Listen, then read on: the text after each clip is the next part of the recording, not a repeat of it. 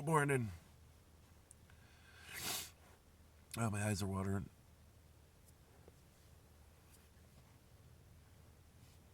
I decided to sleep in this morning. Um, Figured I'd say good morning to everybody. When I was touching the canvas and I realized that it's kind of moist, it's damp, and that's not water getting in, it's actually condensation from running the heat. Um, One thing that people don't understand is just in breathing, I'm a little stuffy, sorry. Just in breathing, you expel water, you expel moisture in your breath.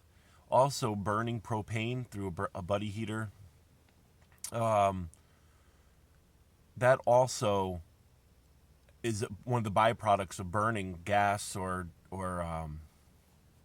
propane or natural gas is moisture. There is moisture in the gas that's left, in the air after it's burned. So you get this condensation from the moisture being, high inside the camper. So what I do, there's not much you can do about it, but open a window or run a fan or something like that. But what I do is every day when I get up, once I'm all dressed, I shut the heat off and I run the fantastic fan and exchange all the air that's in the camper. That helps dry everything out. So every day, by mid afternoon, the camper's completely dry on the inside again. But it's normal to get it. You know, you might get it in a regular camper on the windows, things like that. Um, yeah, so as you can actually see, there's actually moisture. Hand actually gets wet. So the blankets and the stuff, doesn't. It's not like it's raining in here, but if I ran the heat on high and spent the day in the camper, it probably would get very damp in here. But that's all. Just a quick video telling you guys if you have moisture and you think you have a leak, you might not have a leak. It might just be condensation from running the heat and the fact that it's so cold outside.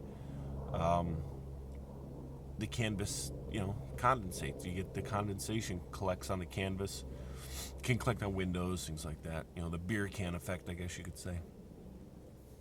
I slept good last night.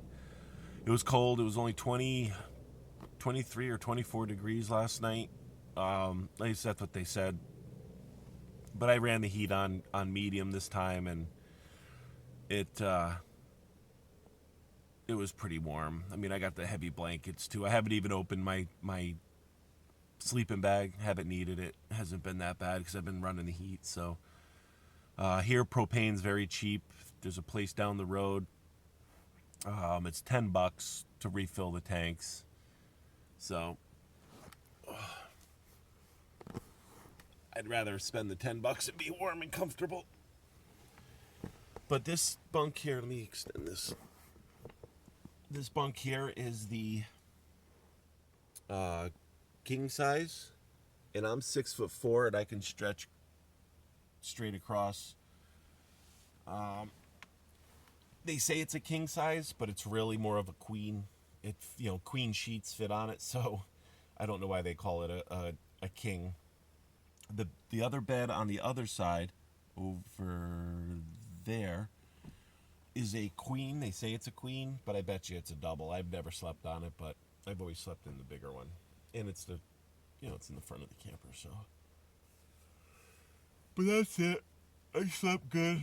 I'm gonna have some breakfast. I might just have a bowl of cereal today and some fruit. Um, and then maybe make soup or something for lunch. I don't know.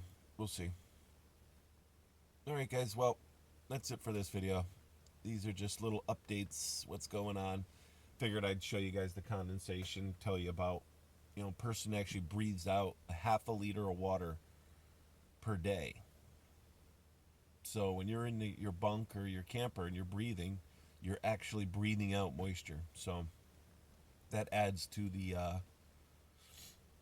condensation. And if you have multiple people in your camper, or even an animal or something like that, they're adding moisture to it too. So running a fan or unzipping a window or keeping a window open a little bit helps with that. Helps exchange some of the air. All right, guys, enough about that technical talk first thing in the morning. I'm going to get up, have some coffee. All right, guys, we'll talk to you soon. Bye. Now I got to shut the camera off. I had sniffles for some reason.